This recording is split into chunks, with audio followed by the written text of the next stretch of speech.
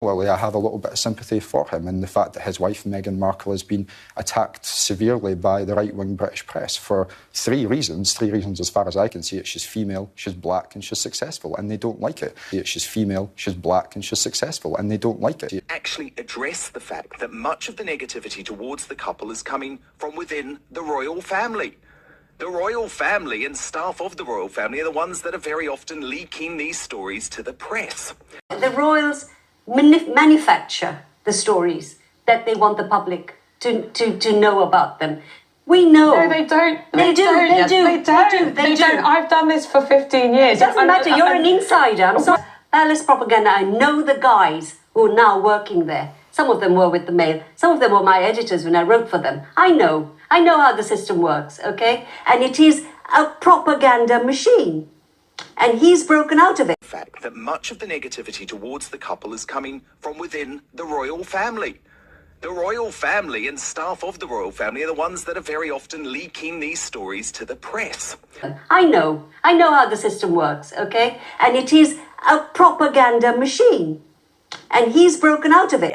And bear in mind, I'm probably closer to this story than anybody here, and I speak to the people that I speak to, and I know people who are very close to it indeed. There was a big fallout when Meghan Markle and Prince Harry left. This guy wrote, for no reason, drag her through the streets and all. Yeah, fine, you can apologize, and many of us have said things not at that level or that we could apologize for, but what makes you feel that you can say that in the first place? Right. And I think that in many ways, they exposed what was already there. And then people tried to blame Meghan for they are being exposed. And I think that in many ways, they exposed what was already there. And then people tried to blame Meghan for they are being exposed. What I find really interesting about this whole saga is we framed it as Harry and Meghan's war on the royal family, when actually it's Harry and Meghan's war on the press and the media. That's and true. as they say at the start of episode 1, they say so many books and shows and stories have been written about us, we wanted to have our own say. And remember, the purpose of the PR office at the royal family is to keep the royals in the press all the time. So you have to remember, when I work in newsrooms, it's a fact that every anti-Harry and Meghan story comes from Kensington Palace. But why haven't... And if it comes from Kensington Palace, Right. why are they briefing against their own grandson? Well, okay, that's a very... The idea why are there never any I think that's stories fascinating. about Prince William? Well, You have to remember, when I work in newsrooms, it's a fact that every anti-Harry and Meghan story comes from Kensington Palace. But why have... The fact that much of the negativity towards the couple is coming from within the royal family. The royal family and staff of the royal family are the ones that are very often leaking these stories to the press. And if it comes from Kensington Palace, Right. why are they briefing against their own grandson? Well, okay, that's a very... The idea why are there never any I think that's stories fascinating. about Prince William? And you tell me why this is dreadful.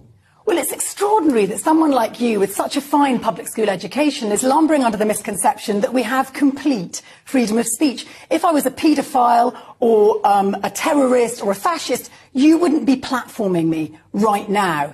If I was inciting hatred against a different race or religion or someone of transgender or disability, I would not be platformed. That would be illegal. So it's a nonsense to suggest we have to let everyone spew out filth and poison left, right and centre, especially men with disproportionately large platforms.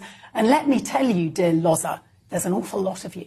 I don't find it acceptable, and I think what you did was disingenuous. Well, I condemned the way he spoke and then defended his right to free speech. Yeah. What's wrong with that? It was almost like saying, you know, let's pat him on the head and put him back in his box. Except his box. That's not what I said. But it is what you said. No. That's how you felt about what I said. What I actually said, was look, and you're looking at someone who really doesn't like Meghan Markle and doesn't like that spoiled. Oh no, let's not go back to. I can't hear another thin-skinned, slightly aging white man be demeaning about Meghan Markle. Not when we've just globally, gone global with one of our leading celebrities wanting to throw excrement at her when she's naked paraded down the street. I completely agree with you. I think we're agreeing. So let's try and find somewhere where... Well, no, I can tell you we're not agreeing. Well, no, I'm agreeing with you that what he said was something I would see as being well above and beyond what I think free speech is there for. But I would ask you the question, do you think that the opposite of that, denying him the right to be so crude and disgusting and misogynistic, is better? It is currently illegal to stir up hatred against, and I gave you some of the categories, race, religion, disability. She's female, she's black, and she's successful, and they don't like it. Meghan Markle has been attacked severely by the right-wing British press for three reasons as far as I can see it. She's female, she's black, and she's successful, and they don't like it. So I can understand why he would be frustrated and want to be defensive of his partner as well. How would you characterise the threats that Meghan and Harry received? Well, disgusting and very real. I've talked publicly for many years about the threat of extreme right-wing terrorism in this country.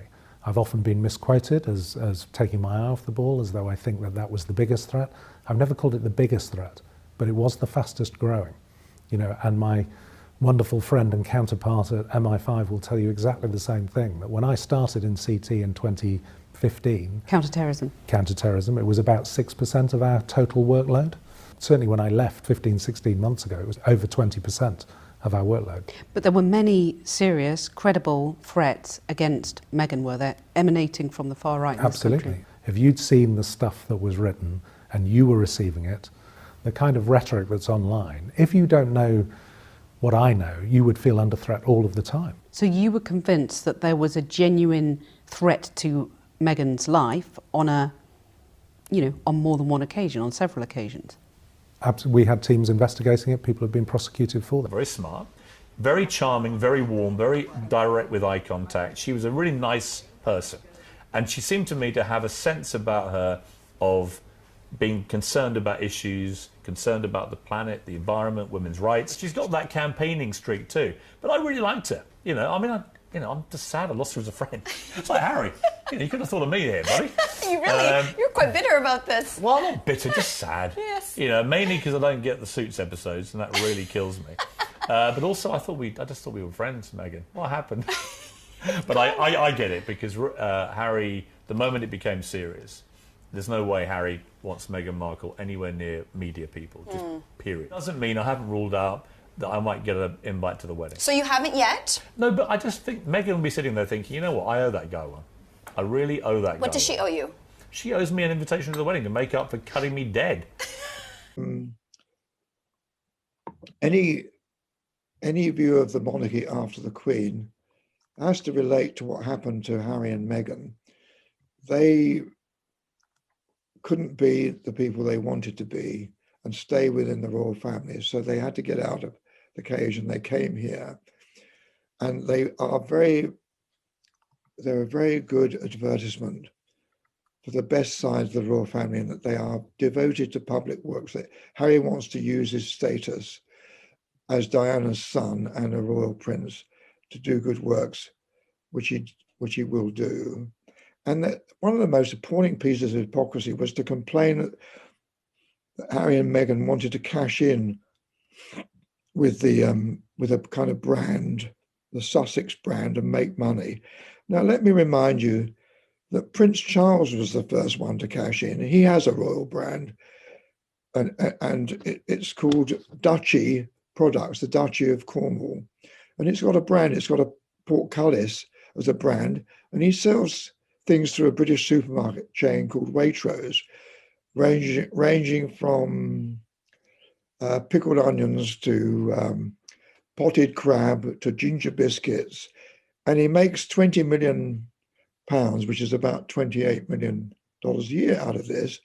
So they can't turn around and complain about Harry wanting to use his royal connection for good purposes, not to make ginger biscuits and pickled onions and potted crab, but to actually do good works. So that's another way in which there's a double standard applied. One standard to the rest of the royal family, one standard to Meghan and Harry. So I think that's unfair too. For his credibility on Netflix. Got to be photographed, got to be on that balcony. He's bringing a book out where he's slagging off Camilla and maybe William and his father. How on earth, why wouldn't they just throw him over the balcony and her with him? Could I mention that she's female, she's black, and she's successful, and they don't like it. Meghan Markle has been attacked severely by the right-wing British press for three reasons as far as I can see it. She's female, she's black, and she's successful, and they don't like it. So I can understand why he would be frustrated and want to be defensive of his partner as well. And what about after the coronation? They head back to Buckingham Palace, the family all gathers. They all gather and around with the crown, and the king blows out Archie's birthday. Candles, and it's all about you, Archie. It's all about They'll sing happy birthday on the balcony to Archie. Yeah. The balcony. Yeah. Michael Jackson thing where they hold him over the... No way, that's not going to happen. No. They might let's not go there. Story which were, only played out to a small audience of people involved in press reform, and that's not the case. It has massive appeal. Even in America, even in the States, there's lots of people following this case. Lots of people who support Prince Harry and Meghan Markle. I think they're called the Sussex Squad. Their fan base, a lot of them they're based in the States, and they're based in all over the world. Really, it's really interesting. These people who mightn't really understand the British justice system. They mightn't really understand how the British papers work, but they know something is wrong.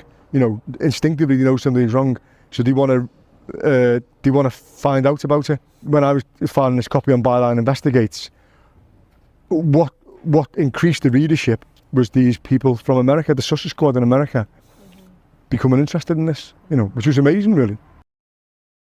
It was very, very difficult for her, the #1 family in the world. What's the craziest thing you saw during that initial period? Craziest thing, we were getting chased by vehicles with the paparazzi. Here. When you say chased, how fast are you talking? Well, we're doing the speed limit, and they're right up our back end of the vehicle. We're going down alleys to try and get away right in the back, like dangerously close. Dangerously close. Which, for civilians, it can cause a traffic accident and everything else. We had neighbours complaining because paparazzi were knocking on the window, knocking on the door, asking if they could get into the bedroom that's looking over the garden to get shots. It was stressful. And because it's Harry, the media are all over it. He's a great guy. But again, because it's Meghan and Harry, and you've got the African-American influence on it and everything else, that took it to another level. If you want people at home to know something about Meghan from experience, what do you want it to be? She's an honest, truthful person. She's good-hearted, and she will go out and help anybody at any time. She's an honest, truthful person. She's good-hearted, and she will go out and help anybody at any time. They're pioneers, and they fight for what's right. They've shown the world a side of the world that many people didn't know before, and I think people relate to them in a great way. Okay, media, we're moving out.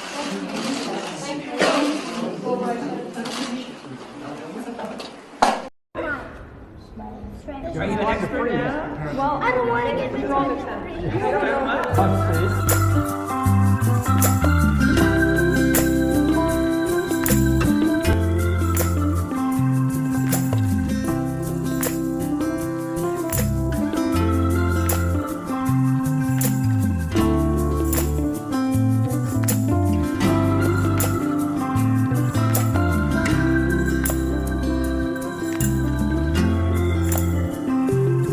3 reasons as far as I can see it. She's female, she's black, and she's successful, and they don't like it.